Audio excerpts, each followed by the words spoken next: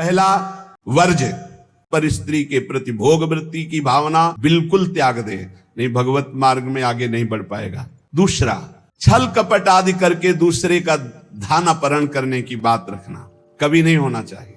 दिखावा करके, दंभ करके, पाखंड करके, किसी भी तरह से दूसरे से धन ऐंठने की इच्छा रखना, फिर आप वैष्णव पद्धति में फिसल जाएंगे, आगे नहीं बढ़ पाएंगे। तीसरा, किसी की भी निंदा करना नहीं करना है, पर निंदा बिल्कुल ना सुननी है ना करनी। अगर वैष्णव धर्म में स्थित रहना है, परम आनंद प्राप्त करना है, पहला नियम किसी भी माता बहन के प्रति काम भाव नहीं। दूसरा नियम, किसी के भी धन को किसी भी तरह से ठगाई ना करे। तीसरा, पर निंदा ना सुने ना पर निंदा करे। चौथा, जो संतों ने भोजन निषेध किया वो नहीं करना चाहिए।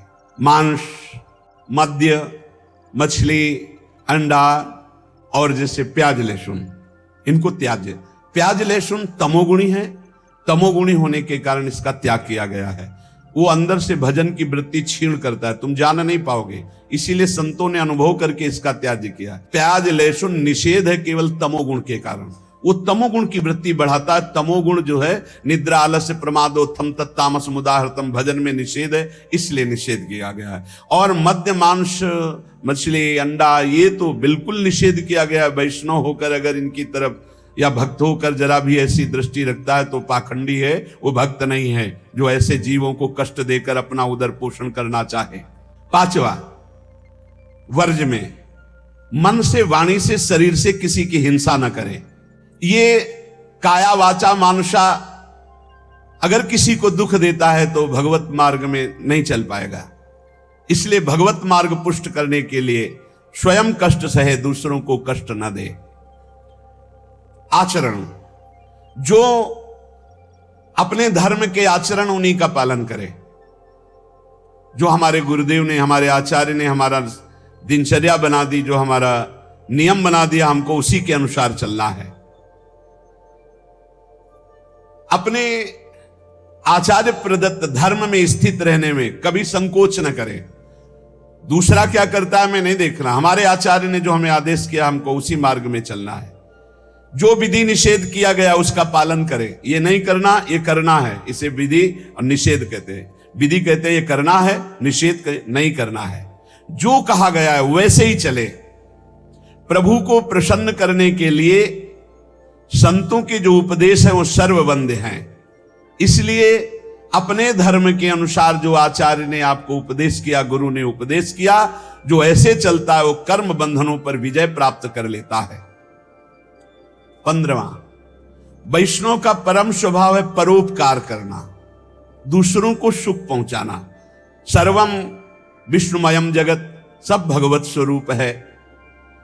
वैष्णव का धर्म है समस्त भूतों में भगवत भाव करके व्यवहार करना। कई बार चर्चा की कि किसी से व्यवहार करना तो पहली दृष्टि पड़ने पर उसमें राधा वल्लभ लाल देखो, मेरे प्रभु राधा वल्लभ लाल विराजमान हैं। अगर भगवत भाव नहीं किया तो पुण्य क्रिया भले हो जाए, वो भगवान की प्राप्ति कराने वाली क्रिया नहीं। इसलिए अच्युत भावना विहीन कर्म का ज्यादा महत्व नहीं, भगवत भावना युक्त किसी से भी कुछ भी। परोपकार ये बहुत बड़ा धर्म है। कोई बीमार है, कोई कष्ट में है, कोई वृद्ध शरीर है, हमें अवसर मिले तो हमें सेवा करनी चाहिए। अगर हमारे पास अर्थ है, कोई बीमार है, वो अर्थ की अव्यवस्था कारण सही औषधि नहीं उसकी हो पा रही, हमें कूद पड़ना चाहिए, हमें सहयोग करना चाहिए। धन की सार्थकता है इसी बात में कि दूसरों को हम सुख प्रदान कर सके। परोपकार सबसे बड़ा धर्म है। परहित सरिस धर्म नहीं भाई, पर पीड़ा सम नहीं अधमाई। श्री तुकाराम जी कह रहे हैं, पंडित हो या बालक हो, मूर्ख हो या विद्वान हो, जो नाम को पकड़ लेता है वो सब ज्ञान प्राप्त कर लेता है। सब ज्ञान, बात पकड़ लीजिए। पहले मास्टर जैसे बालक को हाथ पकड़ करके लिखवाता है काखा गागा, फिर एक दिन वो पूरा का पूरा शब्द पढ़ लेता है। ऐसे प्रारंभ में गुरुदेव साधन बताते हैं, बहुत ही कड़वा लगता है, लेकिन जब वो तो सब ज्ञान उसके अंदर जागृत हो जाता है, सब वैराग्य भक्ति सब अंदर जागृत हो जाता है। क्या जुगनू कभी सूर्य की तेज की समानता कर सकती है? अन्य जितने साधन है सब जुगनू वो भी चमकते हैं, और सूर्य है नाम, नाम की समानता कोई अन्य साधन नहीं कर सकता। इसलिए सूर्य स्वरूप भगवान के नाम का निरंतर गाय, अन्य साधनों की तरफ दृष्टि मत दो। अखिल जगत महासुख से पूर्ण नजर आएगा जिस समय निरंतर नाम चलेगा। लीला मात्र भगवान का ये माया क्षेत्र है, एक लीला मात्र। ऐसे तर जाओगे तुम्हें समझ भी नहीं पड़ेगा, सुख पूर्वक संसार से तर जाओगे। इस माया जाल से समाप्त होने के लिए तुकाराम जी कह रहे हैं, केवल मुख से तुम नाम उच्चारण करो, भवबंधन अपने आप छिन्न भिन्न हो जाएगा। केवल नाम उच्चारण करो। ये बड़े बड़े महापुरुषों के वचन हैं। भव सिंधु से पार हो जाओगे बिना प्रयास के, सुख पूर्वक यदि नाम जप करोगे। नाम जप की रुचि और बढ़े, इसीलिए ठाकुर सेवा का सौभाग्य मिला है। जैसे जैसे हृदय पवित्र होगा अपने आप नाम जप स्फुरित होने लगता है। तो जब ठाकुर सेवा का तुम्हें अवसर मिले तो जरूर दौड़ भागो, क्योंकि वो नाम जप में प्रीति बढ़ाएगा। ठाकुर सेवा, श्री जी की सेवा ये तुम्हारे भजन की वृद्धि कर देगी। इसमें कभी ऐसा मत सोचो कि एकांत में बैठकर अगर मैं नाम जप करता तो ठीक था, ये हमको तो सेवा में लगना। सेवा से नाम जप की प्रीति और बढ़ती है। अगर देवालय में सेवा मिले या अपनी कुटिया में ठाकुर सेवा विराजमान करके मिले, देखो भांट की तरह उनकी स्तुति करो और तुच्छ नीच भाव रखकर अपने को उनकी सेवा में लगा दो, तो तुम्हारे हृदय में नाम सतत चलने लगेगा। जैसे सूत मागध बंदी जन राजा का गुण गाते हैं, ऐसे दैन्य होकर के प्रभु के गुण गाओ। देखो ना बड़े बड़े महापुरुषों के, सूरदास जी के अश्रु चल रहे, पद गा रहे, ठाकुर जी बैठे सुन रहे।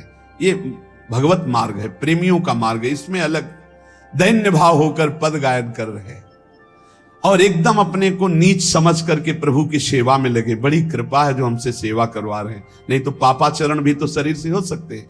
दो बातें यदि हो रही तो तुकाराम जी कह रहे हैं कि नाम जब बहुत शीघ्रता से निरंतर चलने लगेगा। यदि श्री जी की सेवा और श्री जी के गुणों का गायन, लीला गायन दैन्य होकर, जैसे राजा के सामने कुछ चंद धन के लिए सूत मागध बंदी जन उनका जस गाते, ऐसे हम प्रेम के लिए अपने आराध्य देव का जस गाते हैं। श्री तुकाराम जी कह रहे हैं कि बड़े बड़े देवता भी इच्छा करते कि मृत्यु लोक में मानव देह में हमारा जन्म हो जाए, तो हम ऐसा भजन करेंगे कि भगवान को प्राप्त कर लेंगे, स्वर्ग से भी ऊंची स्थिति प्राप्त कर लेंगे। और तुम मृत्यु लोक के भोगों में फंसकर भगवान को छोड़ रहे हो। तुकाराम जी कह रहे स्वर्ग के देवता इच्छा करते कि कभी भगवान हम पर कृपा करे, हमें मृत्यु लोक में मानव देह दे दे जिससे मैं भजन करके भगवान को प्राप्त करूं, और तुम मृत्यु लोक के भोगों में भगवान के भजन को छोड़ रहे हो। स्वर्ग के देवता स्वर्ग और स्वर्ग के भोग छोड़कर मृत्यु लोक में मानव देह में आकर भजन करके भगवान को प्राप्त करना चाहते हैं। आपको सहज में अवसर मिला मानव देह, अब मृत्यु लोक के भोगों में फंस करके नाम जप मत छोड़ो।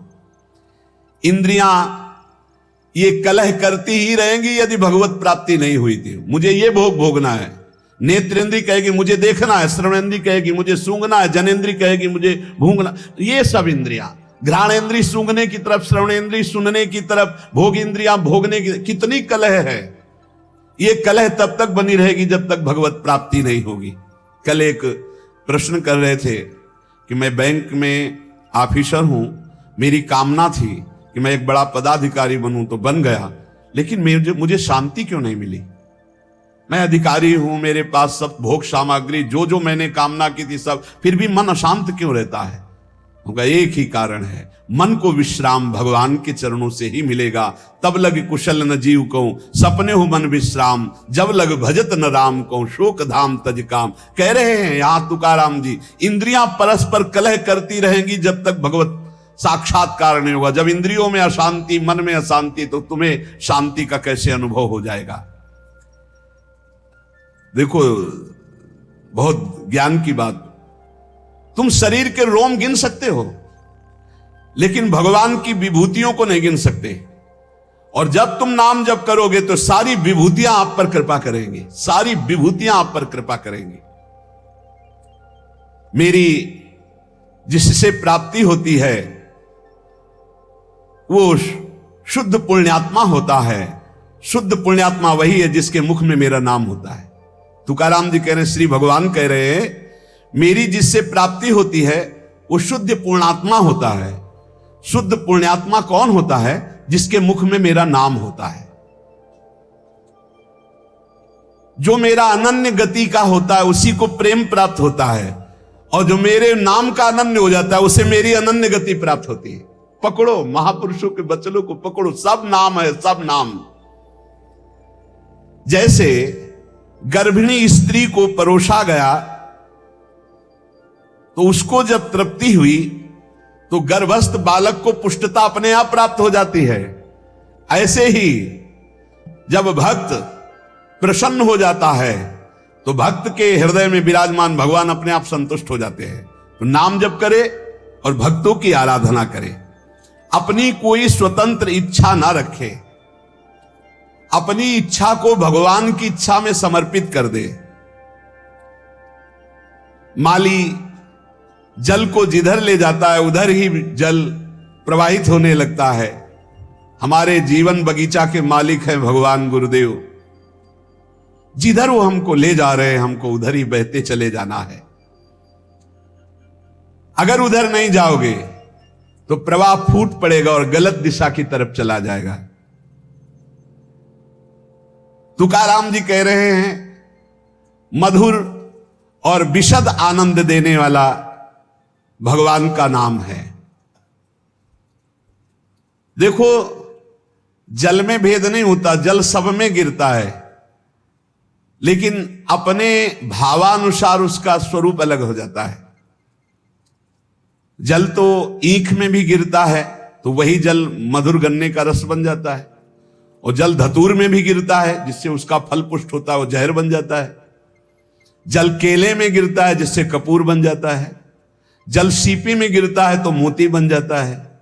जल तो समान भाव से बरसता है लेकिन अधिकारानुसार उसका फल अलग अलग हो जाता है। तो जो उपासक भगवान में डूबा हुआ है वो महामधुर रस, विशद आनंद, विभिन्न विभूतियों का कृपा पात्र बन जाता है। और जो भगवान से विमुख है तो कृपा उनको भी की मानो दे दिया है, पापाचरण करके अपने जहर जैसा जीवन बना लेते हैं, अशांति में जीवन बना लेते हैं। चित्त मगन होकर के जब नाम गुणगान करता है, जब वाणी कंठ अवरुद्ध होने लगता है, शरीर में रोमांच हो जाता है, आंखें अधकुली और अश्रु वर्षा होने लगती है, शरीर में आनंद की लहर तरंगायमान होकर कंपायमान शरीर को कर देती है, ऐसा जब सुख प्रकट होता है तो जीव की जीव दशा नष्ट हो जाती है और वो भगवत स्वरूप हो जाता है। बनावटी नहीं, स्वाभाविक ये स्थिति। जब नाम गुण कीर्तन करते हुए ऐसी मस्ती छाती है, आपाद मस्तक, शरीर के चरण से लेकर मस्तक तक रोमांच हो गया, आंखें अधखुली हैं, चेष्टा रहित है, आनंद जल अश्रु रूप में बरस रहा है और ऐसी लहर आनंद की उठ रही कि शरीर कंपायमान हो रहा है। महासुख अलौकिक रस जब प्रकट होता है ऐसा, तो जीव की जीव दशा नष्ट हो जाती है और अपने स्वरूप में स्थित हो जाता है। संसार में रहते हुए, क्रिया करते हुए कोई कैसे मुक्त हो सकता है बिना अक्रियत्व आए? क्योंकि जो क्रिया करेगा उसका कर्म बनेगा, कर्म बनेगा तो अवश्य में भोक्तव्यम कृतम कर्म शुभाशुभम। तो कह रहे हैं तुकाराम जी, नटनाट्य अवधे संपादिले सोंग। ये जगत का जो नाटक का स्वांग रचा है उस परमात्मा ने रचा है। तुम भी उसी स्वांग के एक हिस्से हो, बस स्वांग मात्र करो, सच्चाई से नहीं। तुम न किसी के सच्चे पति हो, न किसी के पुत्र हो, न किसी के पिता हो, न किसी की पत्नी हो। तुम भगवत स्वरूप हो, स्वांग मिला है, स्वांग करो।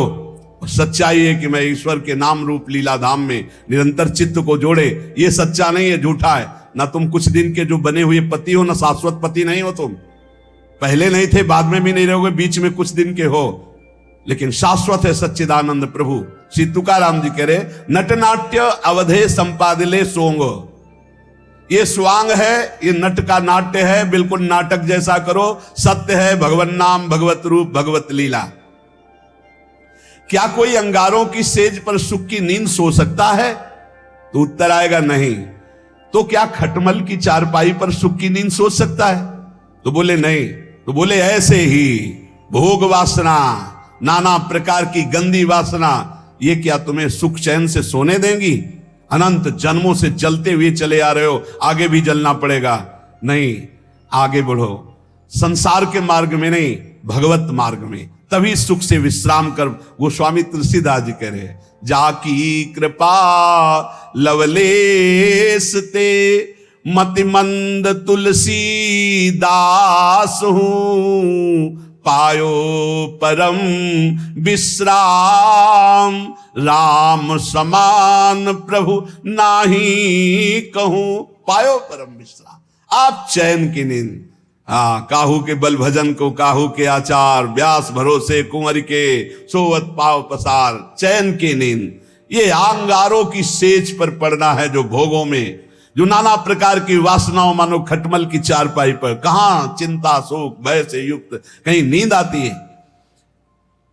जब तक देह भाव है प्यारे कि मैं स्त्री हूं, मैं पुरुष हूं, तब तक बंधन को प्राप्त हो। भाव ही देह भाव को नष्ट करेगा, भगवत भाव कर्म बंधनों को नष्ट करेगा। दही मत कर जब उससे मक्खन निकाल लिया जाता है, तो मक्खन छाछ में डालने से ऊपर ही रहता है, कभी डूबता नहीं है। जब तक मथा नहीं गया था तो एक में ही एकम एक था, और जब मथ कर दही को मक्खन निकाल लिया गया तो फिर उसे छाछ में छोड़ दो, फिर नहीं मिल सकता। ऐसे ही खूब नाम जप करके पहले जीवत तो नष्ट कर दो, फिर संसार में रहोगे तो ऐसे रहोगे जैसे छाछ के ऊपर मक्खन रहता है, कभी मिल नहीं सकता। तुकाराम जी कहते हैं, दही से पहले मथ करके मक्खन अलग कर लो, फिर मिलाना भी चाहोगे तो चाहे जितना प्रयास करो मिलेगा ही नहीं। ऐसे ही एक बार तुम देह भाव से अलग हो, नाम जप करके ऐसा ज्ञान प्राप्त करो, फिर संसार में तुम्हें कोई नहीं बांध सकता। प्यासा प्यासे की हालत जानता है, भूखा भूखे की हालत जानता है। ऐसे ही भगवत मार्ग का पथिक केवल भगवत मार्ग के पथिक ही भगवत मार्ग के पथिक को जानते हैं, दूसरे नहीं जान सकते। दूसरों को तो आश्चर्य लगता है, ऐसा कैसे हो सकता है कि घर में खाने को नहीं, हर कष्ट हर, और वो खूब नाच नाच करके नाम कीर्तन कर रहे हैं। ऐसा कैसे हो सकता है कि घर में इकलौते पुत्र का 100 पड़ा हुआ है और वो नाम कीर्तन कर रहे हैं? ऐसा कैसे हो सकता है कि क्षण क्षण पर कष्ट दिया जा रहा है और वो हरि हरि हरि मेरा हरि? ऐसा कैसे हो सकता है प्रहलाद जी? ऐसा कैसे हो सकता है 22 बाजारों में मार कोड़े खाल खींच ली गई, फिर भी ना तो भक्ति में फर्क पड़ा ना भक्त में फर्क पड़ा, वैसे ही भक्ति वैसे ही मुख प्रसन्न। कैसा कैसे हो सकता है? ये बात जैसे प्यासे को प्यासा जानता है, भूखे को भूखा जानता है, ऐसे ही भगवान के भक्त को सिर्फ भगवान का भक्त जानता है। ये विषयी सांसारिक प्रापंचिक लोग उसे नहीं जान सकते। तुकाराम जी कहते हैं, माया योग से जीव दुर्दशा को प्राप्त हो रहा है और भक्ति योग से महासुख को भोगेगा। इसलिए माया योग से हटो और भक्ति योग को प्राप्त करो। अनित्यम सुखम लोको मिमम प्राप्य भजस्व माम। ये संसार के नाशवान सुख भोगों से मन को हटाओ, लोक के भोग तुम्हें दुर्गति को प्राप्त करा देंगे। प्राप्य भजस्व माम, मुझे भजो। भगवान कह रहे मेरा स्मरण करो। बाटे या जनाचे थोर व आश्चर्य, विषय वडिम भूतले जीव। तुकाराम जी कह रहे हैं कि जीव भोगों में फंसकर समय को नष्ट कर रहा है। वो समझ रहा है बड़ा अच्छा समय व्यतीत हो रहा है, लेकिन आगे भयानक दुख आने वाला है, फिर मृत्यु होगी, फिर अन्य योनियों में जाओगे। इसलिए भजन कर लो। पैसा के बल से, भोगों के बल से, पद के बल से तुम काल से नहीं बच सकते। उन्मत्त मत हो, भजन कर लो। तुकाराम जी कह रहे बड़ी दया आ रही ऐसे जीवों पर जो भोगों के बल से, धन के बल से अपने जीवन को नष्ट कर रहे हैं कि समय बढ़िया जा रहा है बड़ी मौज मस्ती से, लेकिन वो आगामी दुख को नहीं देख पा रहे हैं।